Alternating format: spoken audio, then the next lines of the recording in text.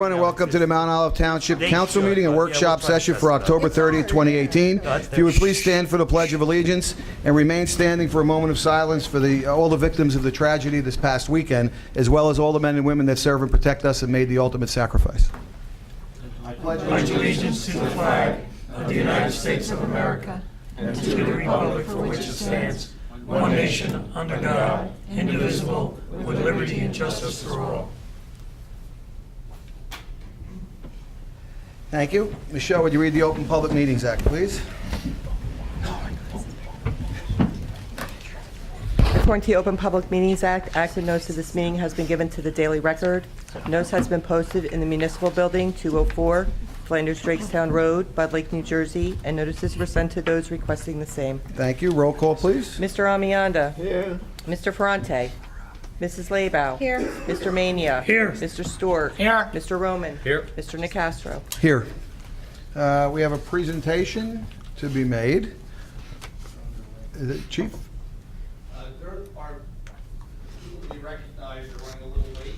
Okay. Do you know about how much longer late? 2 minutes, we're checking. Gotta get the lights on.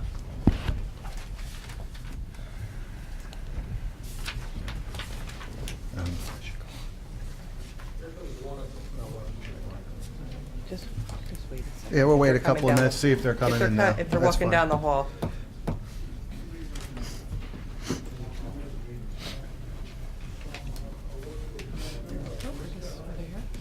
Yeah, one's here. I think they're waiting on one.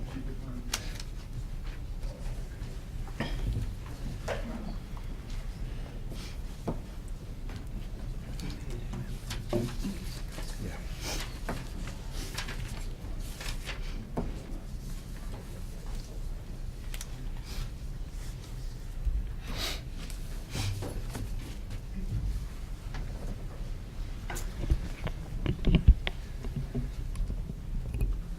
Good evening, and thank you for allowing me to once again make a presentation. I think that you'll all find this a very unusual case. Tonight's presentation is about internet crimes against children, and crimes that often go unreported in the media because of the anonymity of victims and the broad disbursement of crimes. Tonight is about recognition and awareness that 95% of kids between 12 and 17 years of age have access to the internet. And of those, 1 in 5, or 20%, have received an unwanted sexual solicitation.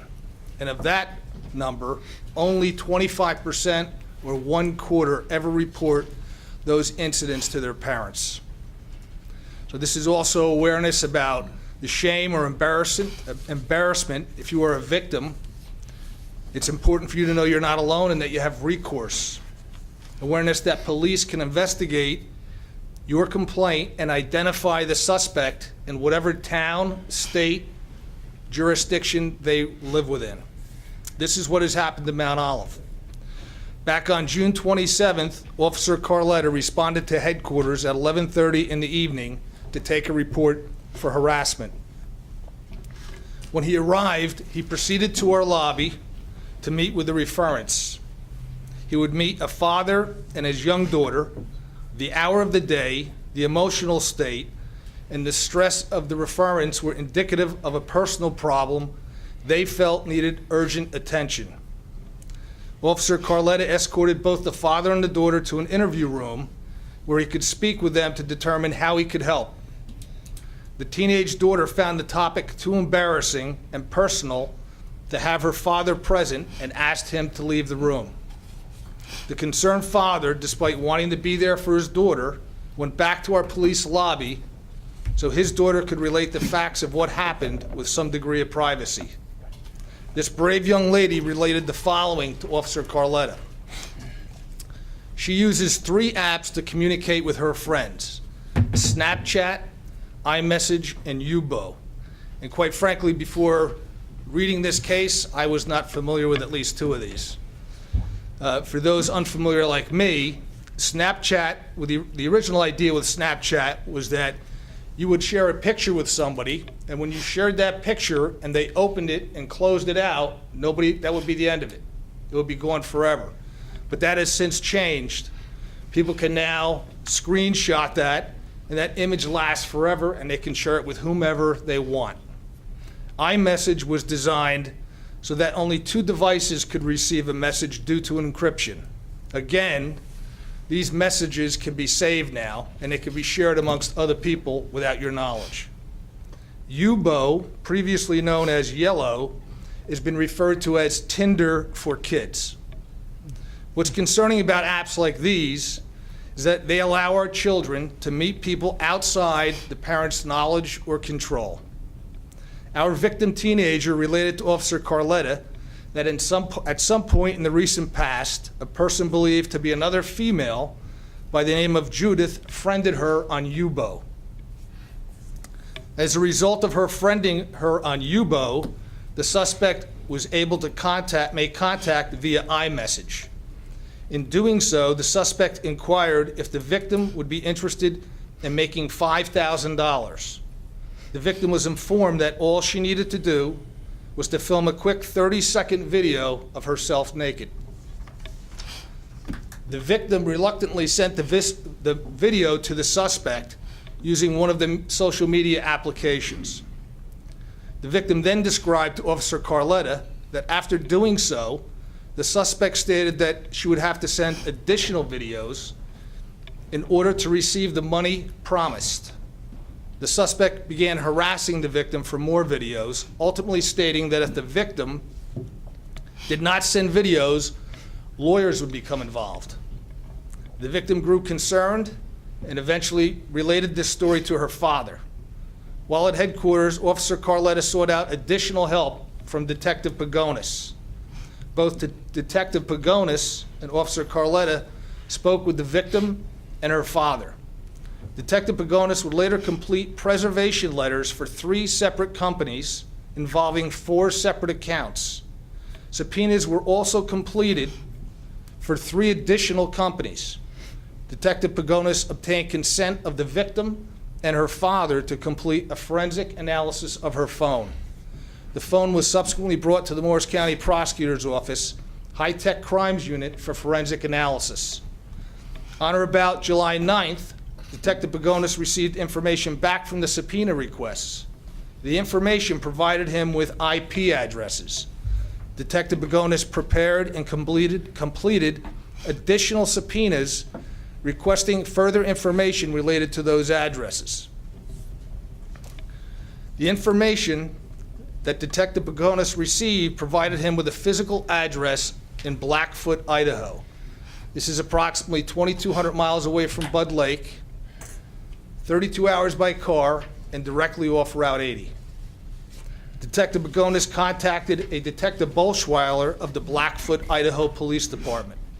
Detective Bolschweiler informed Detective Pagonis he had similar open cases of internet harassment, including an incident that dated back to 2014.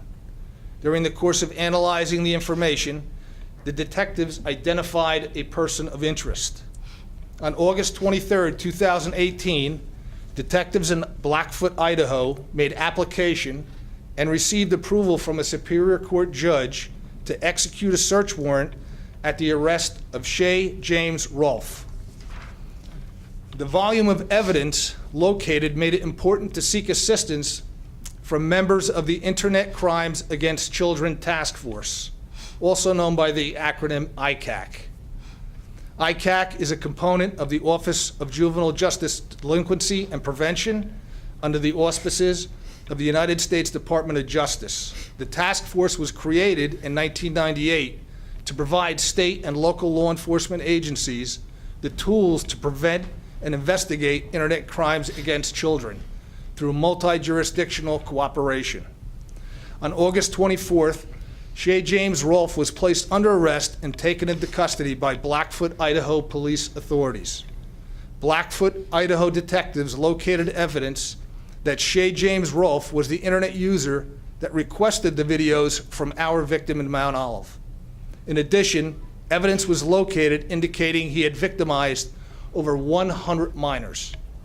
On August 28th, reporter Jonathan Hogan of the Idaho Post-Register wrote, Shay James Rolfe, 20, reportedly solicited videos from more than 120 people over the internet, including several underage girls. Rolfe told the girls to perform sex acts and send him the video, promising them $5,000 if they sent the video every 2 weeks.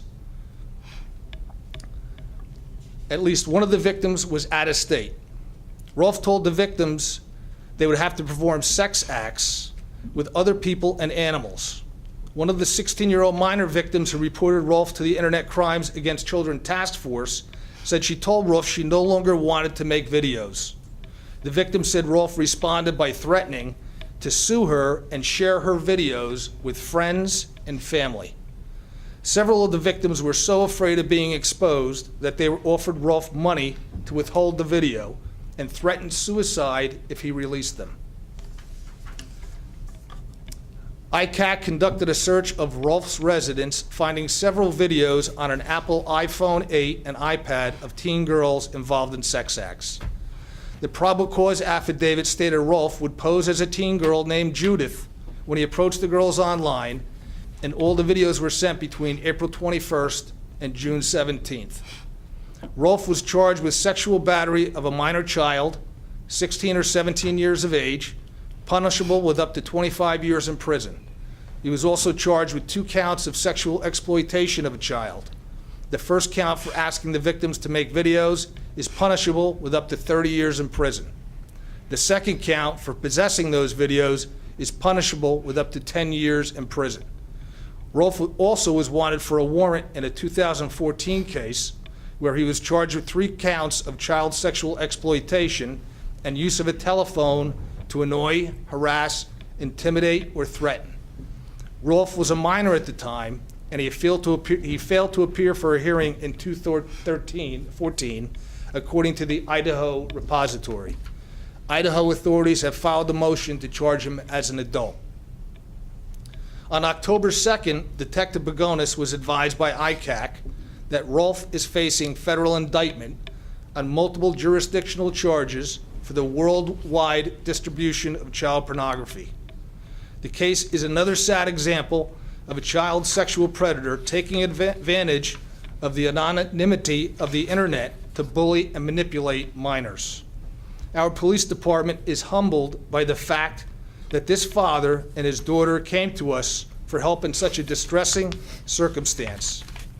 This resolved Officer Carletta to reach out for support and drove Detective Pagonis to take necessary and determined steps to identify this predator. The case also serves as a reminder that police everywhere need to think globally and be concerned with crimes and criminals beyond our jurisdictions.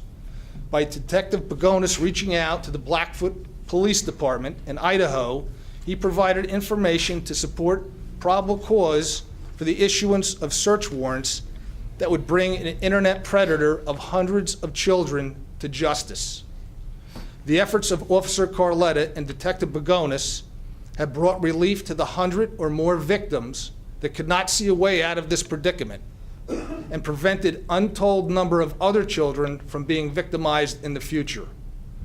Detective Costa Pagonis is hereby awarded the Exceptional Duty Citation for a highly credible accomplishment, bringing public acclaim to himself, the Mount Olive Police Department, and police profession as a result of devotion to duty and service to the public. Detective Pagonis.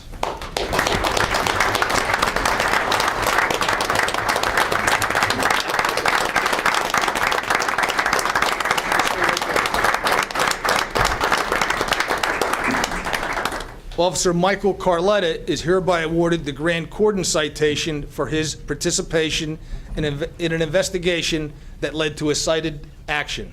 This is both officers' second citation in each category.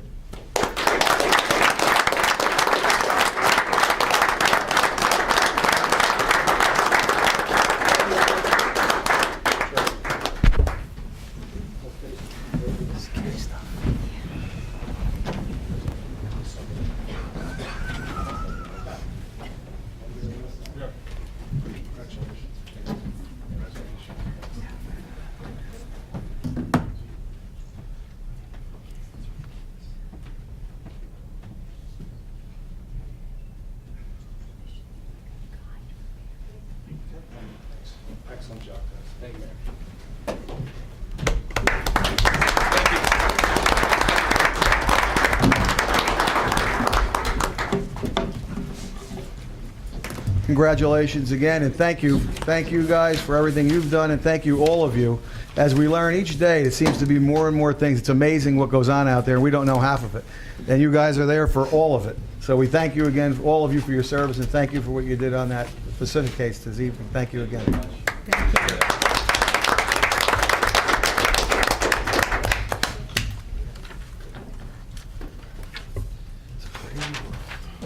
Really is insane. You guys are welcome to stay for the rest of the meeting if you want. Quite neighborly of you. Especially with that sweatshirt on. Already a loser.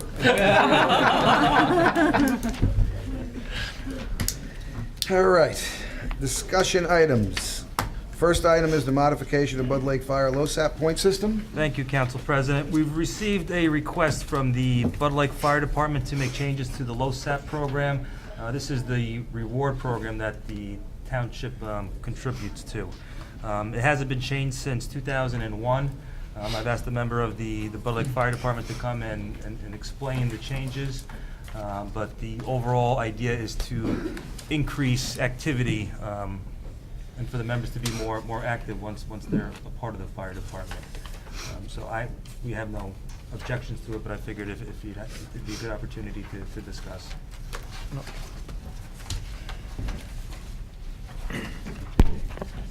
Thank you, Andrew. I'm here to ask any questions you have regarding LoSAP or the point system that the Bud Lake Fire Department has. As the administrator said, Hi, Bob. Yes, Colleen. Does Flanders have the same point system? no, the LoSAP program in Monmouth Township is actually 3 different programs for each company. There's Bud Lake First Aid Squad, Flanders Fire and Rescue, and then Bud Lake Fire. Okay. And if I remember correctly, when somebody retires, they still get LoSAP, do they? Yes, the way LoSAP works is when you become a volunteer, you join the program. You must be vested in the program for 5 years. If, let's say, you leave the fire company, let's say even at 4.5 years, which I've had happen in our department, all the money comes back to the town. Then it just keeps, you have to make your points. In Bud Lake Fire Department's case, it's 100 points a year. There's many different ways, which we're trying to change now. And if you make the points, the township puts it into our Lincoln Financial account for you. And then when you retire at 55 is really the age. That money, it's like a retirement for, Right. and LoSAP is it's a recruitment and retention program for firefighters and first aiders as volunteers. So you're looking to increase the points? No, we're not increasing our points. What it is in 2001, we changed it a little bit back then. And since that time, the operations of the fire company have changed. We no longer have bingo, which was a way of getting Yeah, points. that was, yeah. We've changed it to increase firefighting capabilities. We didn't have it prior to where if you were SCBA qualified, packed up to go in, extrication, things of that nature. We've increased that to get you points if you're a member. If you SCBA RIT qualified, which is rapid intervention, where you can go in and save other firefighters. What happens if, God forbid, somebody gets hurt before their 5 years? There's beneficiaries. Oh, if 5 years? Yeah, before their 5 years. As long as you're a member, it's yours. So as long as you stay a member of the fire department, They can't after have- 5 years, it's yours. Thank you. Mayor? Yeah, as I understand it, the proposal, and correct me if I'm wrong, is to change the manner in which the Bud Lake Fire Department personnel accumulate the amount of points to make them eligible for LoSAP. Yes, we have. It used to be you just had to get a certain points. We've now included that you must maintain a 40% average or better, which is actually, by our bylaws, it's actually a twofold thing. By our bylaws, you must have a 40% average to be in the company, to be an active member. Have you made And- it more difficult to get LoSAP to encourage more participation from your members to take the benefit? Yes, we've tweaked it to do exactly that. We have older members, and this is a way hopefully to get them to come back and start participating more. We have a function in here for extra functions, such as if we do the fireworks standby, when we have our pancake breakfasts, to get them to come down and help us do that on the social side of the fire department, as well as the 40% average is actually, you must maintain a 40% average of fires, meetings, and drills in the department in order to even stay on the department. You know, How are the changes going to affect the financial participation of the township towards the LoSAP contribution? it's going to be very minor, if anything. Hopefully, it's going to increase. I've overseen this program since its inception, and I believe every member of the fire department has made its points, except for a few people, you know, that come and go. Sherry will tell you I'm pretty much on top of, you know, the way Bud Lake Fire Department runs its program.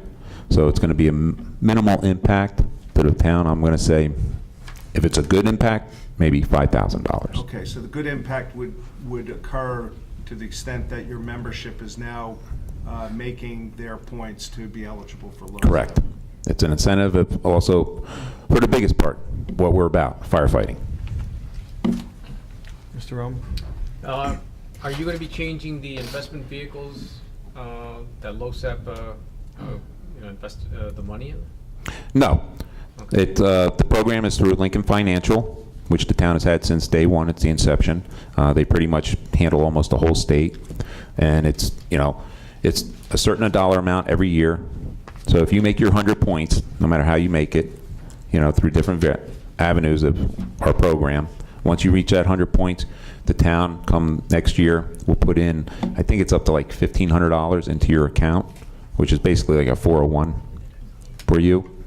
And then it just grows from there. And the only other change to that is the cost of index increases. Whatever that is per year, it goes up. Yeah, because I remember when I last looked at the actuarial table, the return wasn't that awesome. The nice thing about this is that it's really up to the member. I try to be proactive. I have Lincoln Financial come to the firehouse about once a year.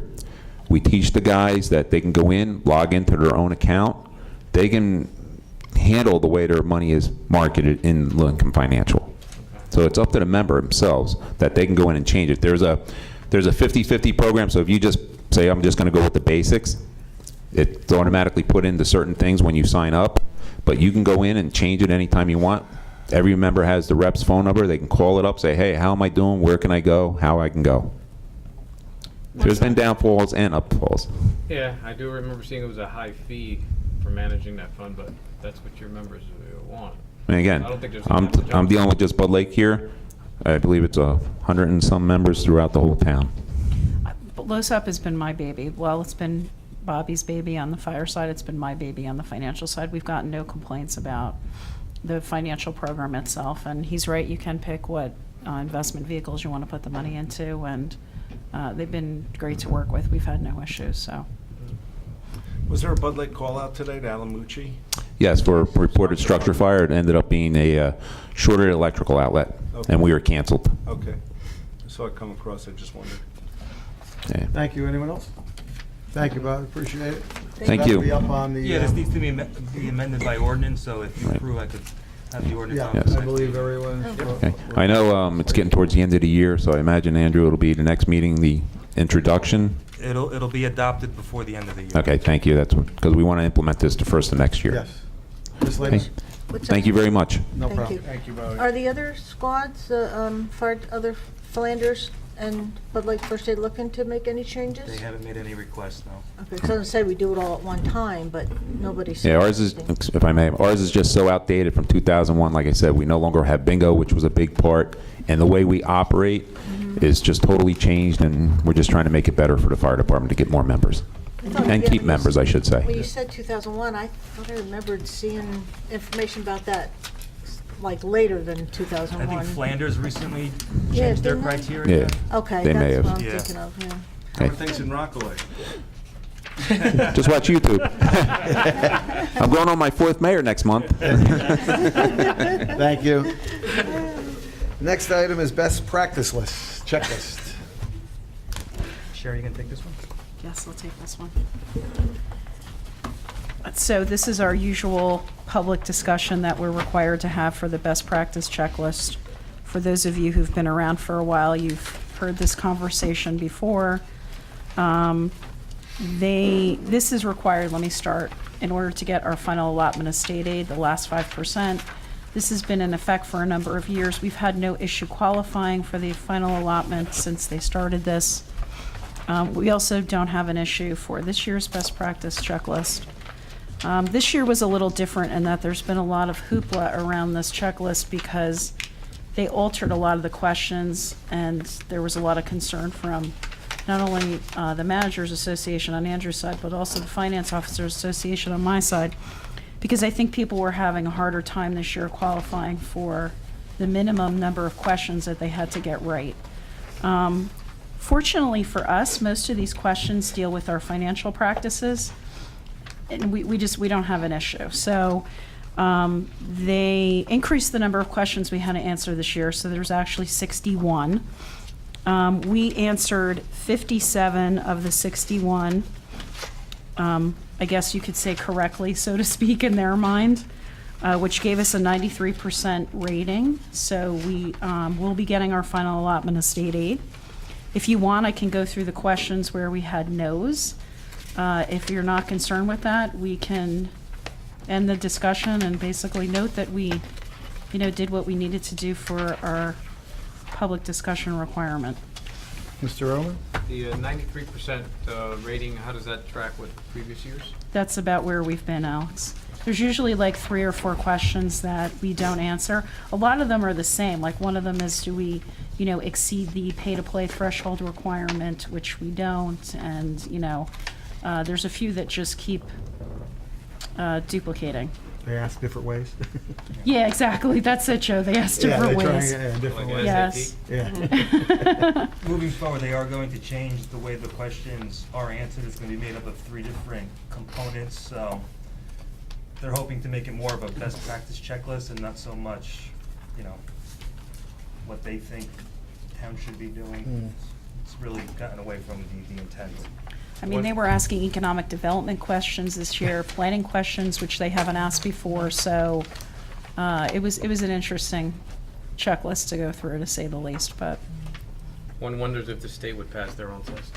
yes, agreed, Alex. Is anyone Agreed. else? Good job, Sherry, as always. Anyone else have anything on that?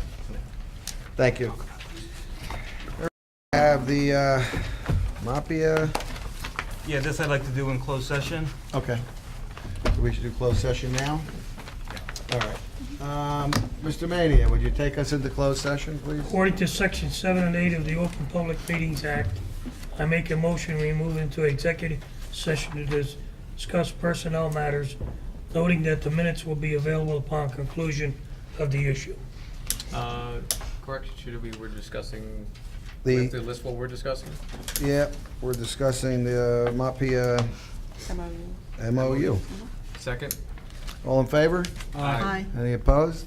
We'll go into closed session. I have to look in this file and see if I can find a report link from way back in the day. I'm gonna watch you come all the way up now, walk up. We lost our audience. Almost. And Tim. And Tim, so now it's Cheryl and Melissa, forget it. That's nice. Back up. She likes to. Yeah, it's recording. I don't know why. Good? Okay, Al. I'd like to make a motion, we move out of executive session. Second. All in favor? Aye. And I'll reopen the Mount Olive Township Workshop session. And we're continuing, we have 16 with the added resolution, 16 resolutions. Andrew, did you have? Yeah, I just want to highlight some of the new points in the pool agreement with Center Court. We've been successful in renegotiating a new lease for 2019. Both parties are very happy. We've added some new services for next year. We're going to include 2 of their hard surface tennis courts to the agreement. Our pool members will receive a 50% discount on the Center Court summer camp program. We'll be offering swim lessons, party rentals, and adult swim sessions. We're changing the hours of operation from 11 a.m. to 7 p.m. instead of 8, but we're going to use that extra hour in the morning time for the swim lessons and adult swim. We're going to be giving discounts to our volunteer emergency responders. And we're going to try for some more open houses throughout the year to give residents who did enjoy an opportunity to see the pool. Is it gonna be residents only again? Whereas, yes, recommendation is to stick with residents only. How does the tennis court work? Is there a fee for that too? There'll be no fee, so if you become a member of the pool, you can bring your own rackets and tennis balls and use the two. They have 2 hard courts and 2 clay surface ones. Only the hard courts will be available, assuming there's no improvements that need to be done once we inspect it. Okay. Nice. Mr. Owen? Is there any move by administration to start the process of, say, using electronic registering of events? So instead of showing up at the pool using, check-in or bracelet, but more of an electronic version, like an Easy Pass or using smartphone? I didn't see Jill's budget. I don't know if that's a part of this budget. It's with the lease agreement. It'd be hard to commit and invest money in equipment, and then potentially the lease agreement go away. So our hands are kind of tied. Yeah, because I know that was a discussion that we had in Yes. recreation meetings, as to start moving in a way that we can start tracking the events and attended by residents, to be able to pull the metrics. One, make it a whole lot easier to, when we go to, say, pitch a new idea, we can already we have demographics in place. Obviously, and I'm thinking and looking forward into one day finally implementing the Mount Olive app, where your recreation pass is part of it. So just want to keep that at least up in forefront. Yeah, in next year's budget, we did put in for an app, so Okay. we should be able to implement that next year. Thank you. And Andrew, I just want to thank you guys on this whole project. And what was the award that we're receiving? Oh, yeah, I was going to You bring wanna that later explain on, that, but we since we're on the are pool? receiving an Oh. award, yeah. Okay. Just wondering where it was. Okay, anyone else have anything on resolutions? Seeing none, we have 2 ordinances for first reading and 2 ordinances for second reading. Does anyone have any questions on those? Seeing none, do we have any old business? Seeing none, do we have any new business? Ms. Leyland? I just want to make a quick comment about with the police. We were talking about how much they do is like unbelievable. And back in 1999, I went to I took the course to become a member of the crisis response team, an advocate for people who have been, domestic violence, verbal, physical, whatever. And I have to tell you, time and time again, when I'd get called out in the middle of the night and come up to the police department, and the way our police officers treated these victims and their families was second to none. It was like unbelievable. There was even a time when one of the methods of abuse was starvation from this one father, and the police, at that time, A&P was open 24 hours, 24/7. They pulled their own money together in the middle of the night, went up to the A&P and bought groceries for this family. And they arrested the father and the kids and the mom. They were able to go back. But as long as I live, I will absolutely never, ever, ever forget that. So our staff, they go above and beyond. And if anytime anybody says anything negative, it's like, I'm like right there, wow, don't you dare. We're such a great community. Yeah, we live in an really absolutely do. phenomenal community, Really do. and it's Thank you. just great.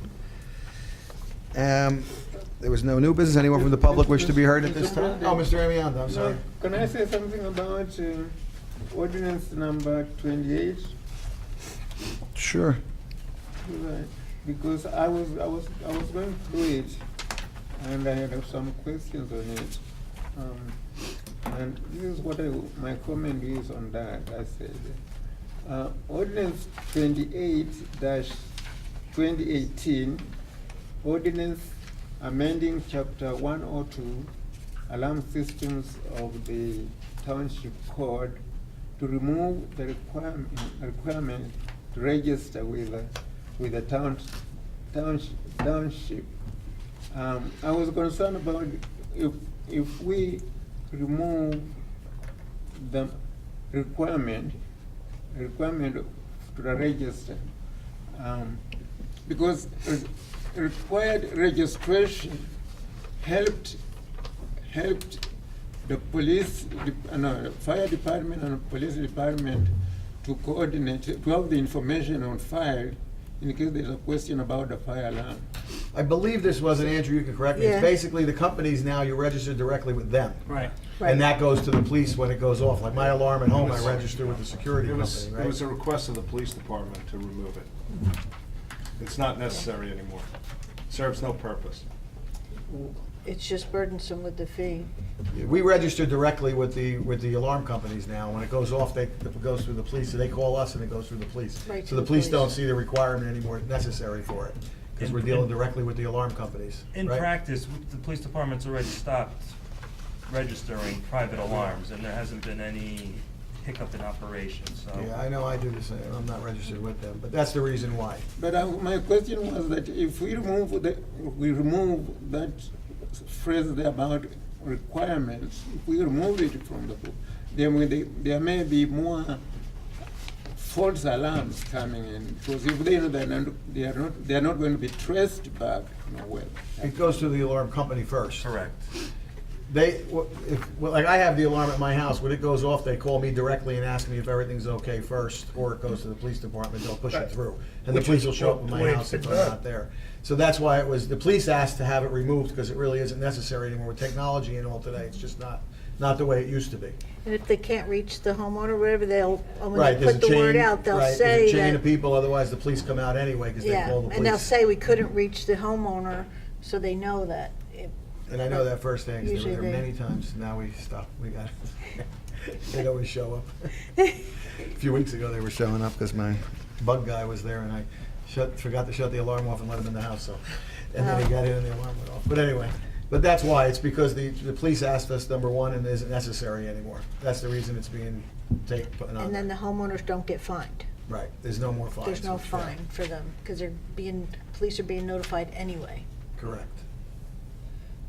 If that answers your question. Okay. Okay. Thank you. Anyone else? Can I just ask Andrew a quick Sure. question? Andrew, on the vacant property ordinance, I know we discussed it briefly.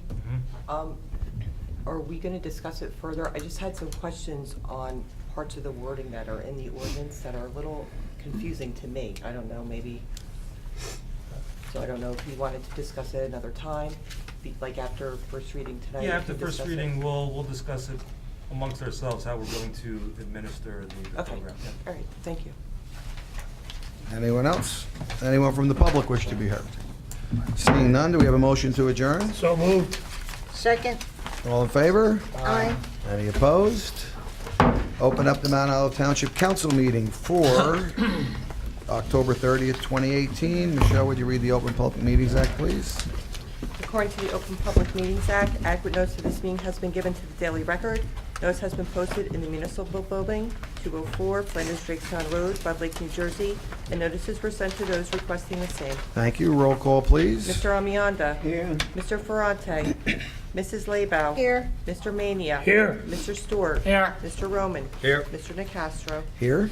Mr. Amianda, would you approve the minutes from the previous meeting, October 16th, 2018, workshop and public meeting, please? Yes, Mr. President.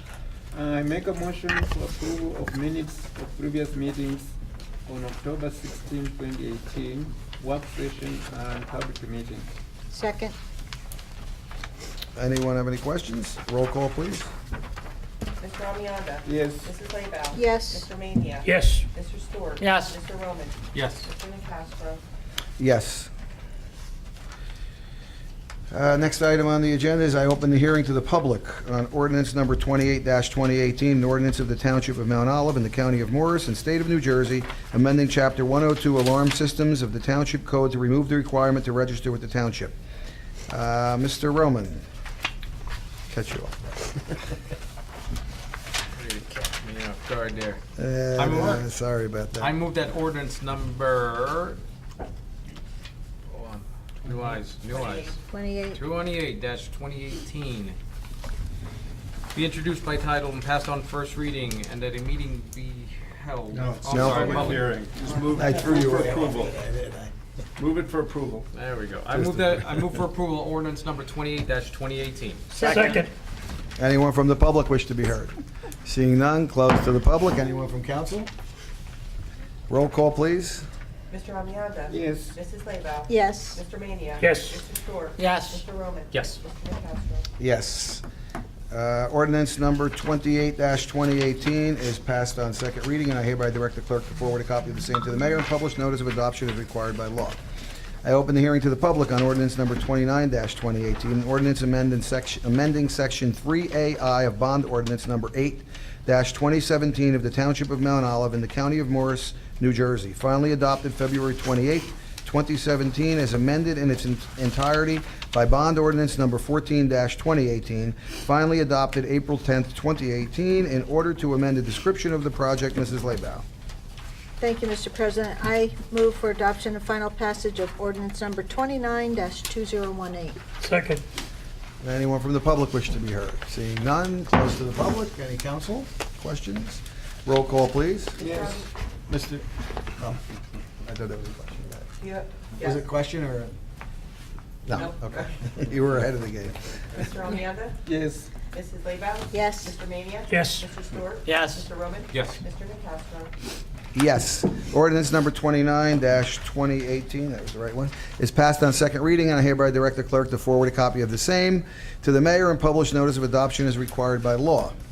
Next item on the agenda is for first reading of ordinance number 30-2018, an ordinance of the Township of Mount Olive, County of Morris, State of New Jersey, amending Chapter 302, Property Maintenance of the Township Code to add Article 3 entitled Vacant and Abandoned Properties. Mr. Mania. Thank you, Mr. President. I move that ordinance number 30-2018 be introduced by title and passed on first reading, and that a meeting will be held on November 20th, 2018 at 7 p.m. at the Municipal Building, 204 Flanders Drakestown Road, Bud Lake, New Jersey, for a public hearing, consideration of second reading, and passage of said ordinance, and that the clerk be directed to publish, post, and make available said ordinance in accordance with the requirements of the law. Second. Does anyone from the public wish to be heard? Seeing none, close to the public. Oh, yeah, I got it here too. I had it here. That's all right. Is anyone from council? Roll call, please. I made this thing work. Mr. Amianda? Yes. Mrs. Laybow? Yes. Mr. Mania? Yes. Mr. Stewart? Yes. Mr. Roman? Yes. Mr. Nacastro? Yes. Next item on the agenda for first reading is ordinance number 31-2018, an ordinance of the Township of Mount Olive, County of Morris, State of New Jersey, amending Chapter 329, Smoking, Section 329-1, Smoking on Recreational Fields of the Township Code to expand the term smoking to include e-cigarettes and vaping. Mr. Stewart? Thank you, Mr. President. I move that ordinance 31-2018 be introduced by title and passed on first reading, and that a meeting be held on November 20th, 2018 at 7 p.m. at the Municipal Building, 204 Flanders Drakestown Road, Bud Lake, New Jersey, for a public hearing, consideration of second reading, and passage of said ordinance, and that the clerk be directed to publish, post, and make available said ordinance in accordance with the requirements of the law. Second. Anyone from the public wish to be heard? Seeing none, close to the public. Anyone from council? Roll call, please. Mr. Amianda? Yes. Mrs. Laybow? Yes. Mr. Mania? Yes. Mr. Stewart? Yes. Mr. Roman? No. Mr. Nacastro? Yes. Just like to make a comment, Mr. President. Yes, sir. Thank you for consideration of that ordinance that I brought forth. Thank you. Thank you. Can I go back and make a? Yes, Ms. Laybow. We're not specifying the vaping material? No, No, just vaping? vaping in general. Attorney? E-cigarettes and If Yeah, it's, for if vaping, it's- should we if it's specify? tobacco or not tobacco, it's still vaping, so. So vaping in any Vaping in form, general. depending on, I just don't want somebody to turn around and say, well, all it is, You were concerned about it not having tobacco that's still considered vaping, yeah. right. Which it And is, yeah, it is. yeah. It is. All the vaping, whether it has cannabis oil, Vaping fruity is vaping. oils. But so I wouldn't want somebody to say, well, it doesn't have any nicotine in it, so I should be able to vape. Well, then it's illegal. All right, so we're just gonna leave it in general vaping. I just wanna say specifically, no vaping, period. That's the way it reads. That's what it says, yeah. Exclude. I just as somebody like me, if I got caught, I'd be fighting, say, well, you didn't say specifically which kind. I mean, I'd fight it like crazy, so. Vaping in general is vaping. I'd bail you out. Thank you. I don't, my son, I can't stand it, but it's my own Sure. personal thing. That's why you're objecting. You should put that ordinance at your house. Right on my front, he came up the other day, he's sitting on the porch, I shut the door and he goes, "Is that goodbye?" I said, "Yeah." Keep going. We have 16 consent resolutions. Mr. Roman, would you move resolutions 1 through 16? Or any move, I'm sorry, does anyone wish to move any to non-consent? Seeing none, Mr. Roman, would you move consent resolutions 1 through 16? I move for approval of consent resolutions 1 through 16. Second. Anyone from the public wish to be heard? Seeing none, close to the public. Anyone from council with any questions? Roll call, please. Mr. Amianda? Yes. Mrs. Laybow? Yes. Mr. Mania? Yes. Mr. Stewart? Yes. Mr. Roman? Yes. Mr. Nacastro? Yes. We have, let's see, we have the Mr. Amianda. Would you move the bill list, please? I move for approval Of the bill list. And the supplemental bill list that was added on And the 1029. supplemental, yeah. Second. Does anyone from the public wish to be heard? Does anyone from council have any questions? Roll call, please. Do we have a second? Second. Colleen, Fine. yep. Okay, thank you. Roll call. Roll Mr. Amianda? Yes. Mrs. Laybow? Yes. Mr. Mania? Yes. Mr. Stewart? Yes. Mr. Roman? Yes. Mr. Nacastro? Abstain on check number 83456, yes to all others. Administrative reports. I'll start. Last night, I was very fortunate to have been invited and participate in a vigil at Temple Shalom in Roxbury related to the events that occurred in Pittsburgh earlier this week. It was a very moving ceremony. It was well attended. There were a number of mental health residents there, including Joe Fleischner, who I saw. And again, I wanted to thank the rabbi at Temple Shalom for including me in the service. On a similar note, I understand that a community vigil has been scheduled by an independent group in town at Flanders Park, and I believe that's Thursday night at 7 p.m. If you're able to attend, I will be out of town, but if you're able to attend, I think it's important to be there. November 16th from 1 to 2 p.m. there'll be a grand opening for Subaru on Route 46. And again, that's Friday from 1 to 2 on the 16th of November. I was also asked to remind the residents that Waldo's Walk is Saturday, November 17th. The race starts at 10 a.m. That's all I have. Thank you. Two things. Every year at the league convention, awards are given out, and I'm happy to share that Mount Olive will be receiving 2 awards this year. One was sponsored by the New Jersey League of Municipalities for the 2018 Innovation in Governance Award. The program was established to highlight exemplary local government activities that exhibit creative and practical approaches to local problems and concerns. I submitted an application for our private-public partnership with the pool, and I'm excited that we'll be receiving that award. We'll also be receiving an award sponsored by Rutgers Center for Government Services. This one was for the annual Municipal Public Information Contest. An application was submitted for our Map Your Business program. We'll be receiving an honorable mention for that as well. Congratulations, good job, thank you very much. Any old business? Seeing none, any new business? Seeing none, any legal matters? Nothing tonight? Thank you. Council reports, Mr. Amianda, anything on seniors or Board of Ed? Yes, Mount Olive Board of Education held its regular meeting on Monday, October 29, 2018 at Administrative Building, 6:30 p.m. The board took actions on personnel, curriculum and instruction, business policy, and administration actions. There were reports and discussions and public comments on action items. The board approved the October harassment, intimidation, and bullying report.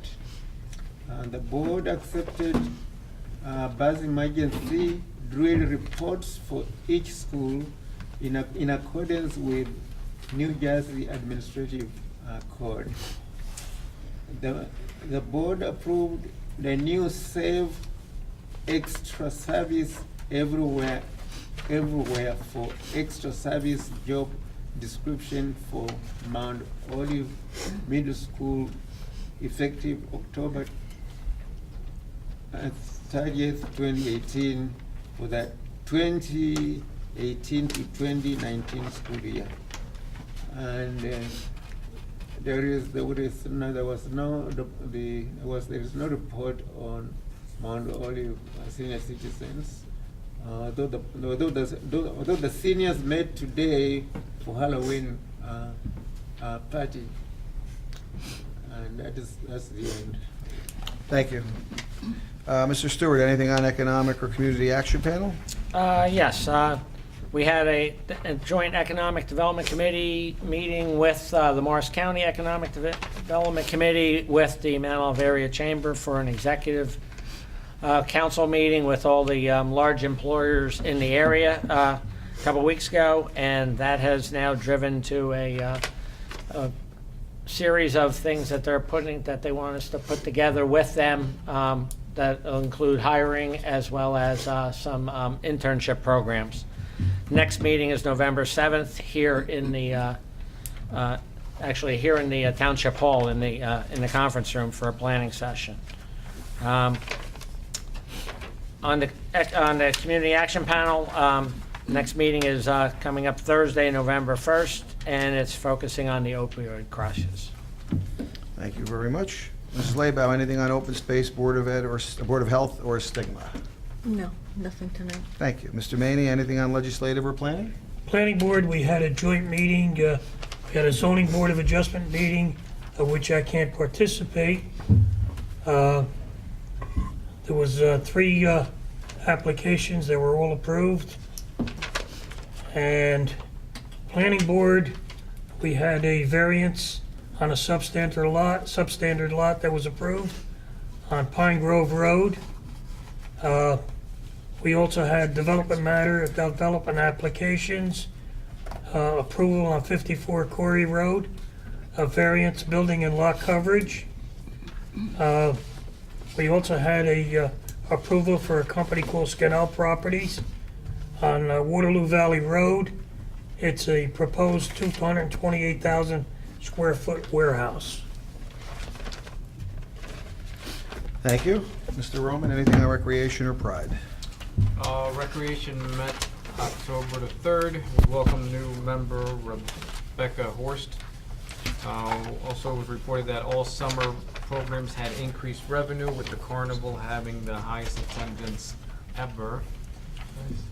Flanders Park is going to be getting some shade structures, hopefully by the fall. And Recreation is going to be getting quotes for new swings, and we're going to be looking to replacing the playground and adding other amenities like a pickleball court. First time I ever heard of that. A Gaga pit, no relation to Lady Gaga. Outdoor exercise equipment and security cameras, and to finish out the updates for the park. And then a pathway is going to be paved between Regency and the park. And that is all I have. Pickleball has become extremely popular.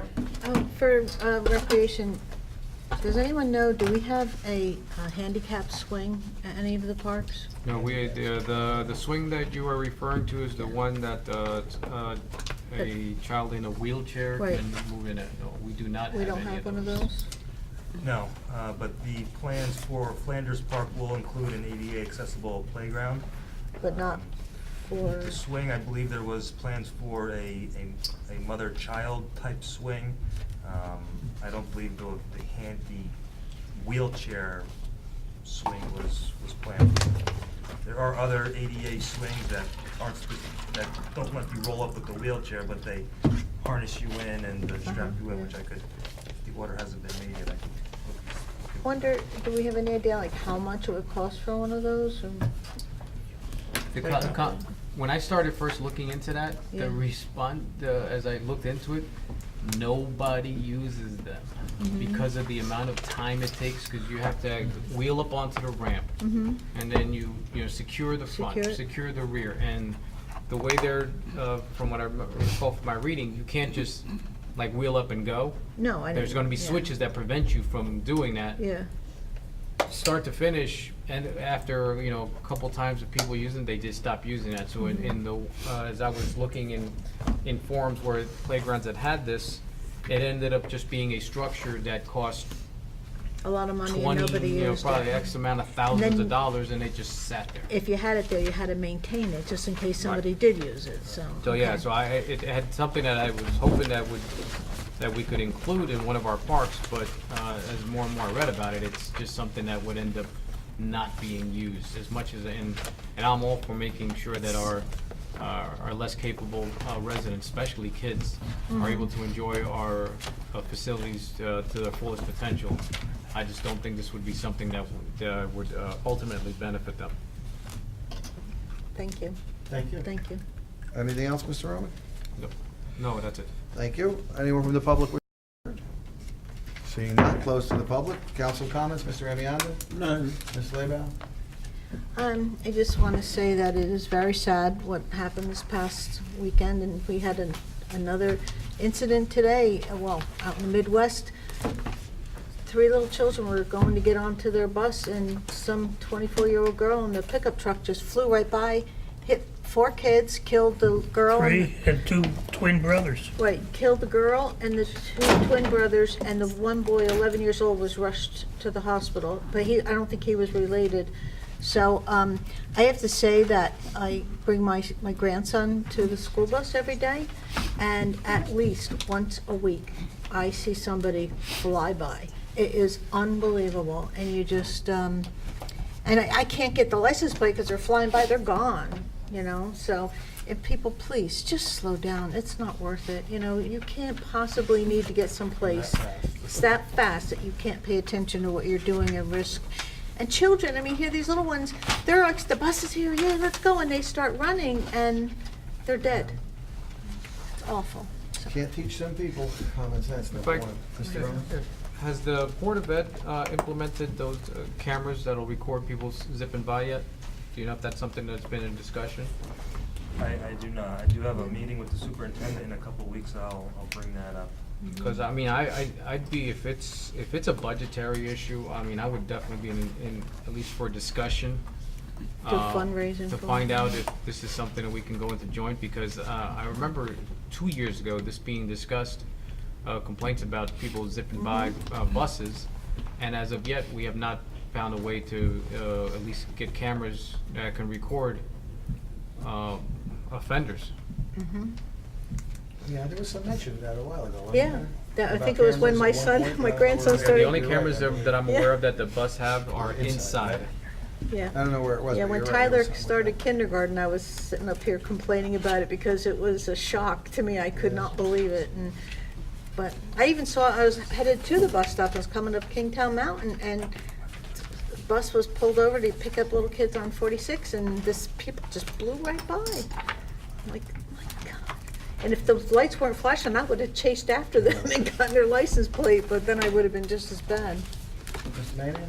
Yeah, I just have a question for the administration. When do we anticipate starting work on the Sword House? It's funny you mentioned that. It's funny. I had a meeting today with the Got the architect. grant.